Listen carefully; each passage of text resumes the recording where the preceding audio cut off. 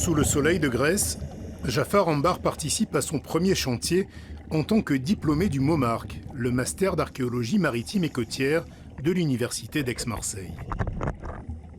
Sous son crayon, les blocs qui forment le port antique d'Égine, sur une île du golfe Saronique. La fouille est menée pour le compte de l'école française d'Athènes par une équipe internationale. Débutée l'année dernière, elle va durer encore 3 ans. Notre travail concerne le port militaire. Nous utilisons toutes les différentes techniques de documentation et de fouille.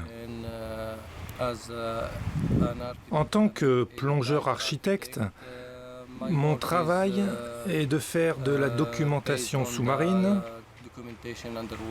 de la topographie et de la photogrammétrie. Le chantier est dirigé par Kalliopi Baïka, l'une des professeurs de Jafar à Aix-en-Provence. Diplômé d'architecture en Syrie, Jafar s'est formé pendant 2 ans à la plongée et aux techniques de fouille, avec l'ambition d'ouvrir la voie à l'archéologie sous-marine dans son pays. J'étais vraiment très concentré sur mes études ces 2 dernières années. Pour emmagasiner toute cette expérience, pour être capable d'encadrer et superviser de nouveaux collègues syriens pour les premières fouilles sous-marines en Syrie. On va aller regarder le niveau d'ensablement pour que Axel prenne le relais. Fos-sur-Mer, mai 2019. Donc Axel, Jafar Ambar et les 7 autres étudiants de première année du MOMARC participent à leur premier chantier école. Dans l'anse Saint-Gervais, en face des usines pétrochimiques, ils vont fouiller les vestiges d'un port romain. Aux côtés de Jafar, Hayat Merej. Tous deux portent le projet d'un service d'archéologie sous-marine en Syrie. À l'extérieur, voilà. Ce matin-là, c'est Hayat qui plonge avec Kalliopi Baïka, l'archéologue, sur des vestiges tout proches de la plage. Il n'y a pas beaucoup de profondeur d'eau et c'est ça la complication. Comment on fait? Comme vous voyez, on fait les grenouilles. Jafar Ambar, lui, assure la sécurité de la palanquée sur un chantier qui pourrait fort ressembler à ceux qui l'attendent en Syrie quand la situation le permettra. Environ 70% de la zone littorale est pleine de vestiges marins, d'épaves, de ports antiques. Quand nous rentrerons en Syrie, il faudra y aller petit à petit, commencer comme ici, sur les sites côtiers. Ici, à Fos, plusieurs structures intéressent les archéologues qui doivent avant tout les identifier. Les hypothèses, c'est que peut-être c'est un hangar de l'époque romaine, mais comme on n'a pas vraiment de parallèle archéologique dans la Méditerranée, on aimerait savoir sa fonctionnalité et son interprétation archéologique. Il y a aussi une autre structure immense, monumentale, dans le golfe de Fos, et peut-être ils sont en connexion. Je viens à l'envers. Et cette structure, à 3 mètres de profondeur, est fouillée depuis un bateau. Premier, deuxième, voilà. Plongeur surface. C'est au tour de 2 étudiantes de se mettre à l'eau. C'est simple de passer de la théorie à la pratique? Ça dépend des jours, mais généralement, oui, quand on a des briefings qui sont très clairs, quand on a des indications qui sont assez précises, le travail est facilement accompli, les repères sont là. Sonia, la française,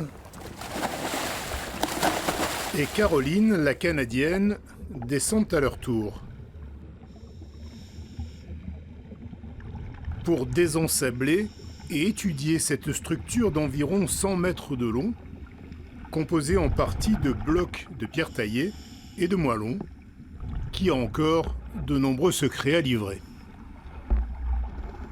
Ce qui nous intéressait dans cette étude-là, c'est savoir quelle était la fonction de cette structure, comment était organisé ce bâtiment, et surtout s'il avait été bâti ou pas en eau, puisque les systèmes constructifs qui sont mis quand on bâtit en mer, en eau, ou à terre ne sont pas les mêmes.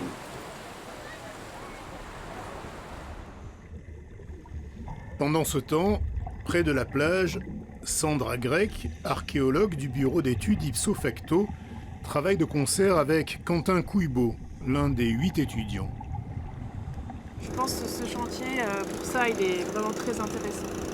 Et c'est la transmission, en fait. Notre savoir, il n'existe pas tout seul. Donc là, de pouvoir le transmettre à des étudiants, je pense que c'est le meilleur. Les matériaux sont dans la mer depuis au moins 2000 ans ici. Et pour pouvoir les conserver, il y a toute une série de processus à faire. Et donc c'est ce que l'on apprend aussi. Un peu plus loin, Jafar Ambar et son encadrant sont aux petits soins pour une planche découverte sous le sable. En plus des cours de plongée, d'archéologie ou d'histoire, les étudiants du Montmartre sont initiés à toutes les techniques. Pour conserver les vestiges de ce type, par exemple, il est essentiel de les maintenir dans un environnement humide.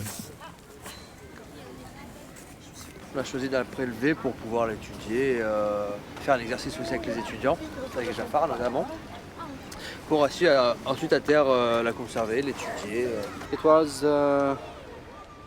C'était dans le sondage sous le sable, à peu près sous 50 cm de sable et de sédiments. On a trouvé des pots en dessous et la prochaine équipe va nettoyer la zone de sondage pour prélever les poteries et les céramiques.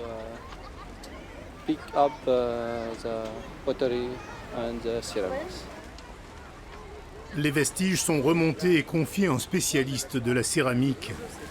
Sur une base qu'on appelle une base 7 et qui est antérieure à 70 après Jésus-Christ. Le chantier école a une vocation d'enseignement, mais aussi de recherche. Chaque année, on construit un programme scientifique qui permet à la fois d'atteindre des objectifs scientifiques du programme de recherche et en même temps d'offrir un panel de types d'opérations archéologiques qui permettent aux étudiants de se confronter un peu à toutes les situations, à toutes les méthodes, à toutes les techniques qu'ils pourront rencontrer dans leur parcours professionnel. Parmi ces techniques, l'image aérienne par drone. Elle permet une analyse beaucoup plus fine que la photo satellite ou le sonar. On va aller voir T, d'accord. Elle vient aussi renforcer la pluridisciplinarité de cette formation, quasiment unique au monde. Je suis à 4,50 m. Voilà, et là vous avez vos pieux et vous avez les étiquettes sur les pieux aussi. On voit bien le paquet là. Dans un milieu où la plupart des archéologues sous-marins se sont formés sur le tas.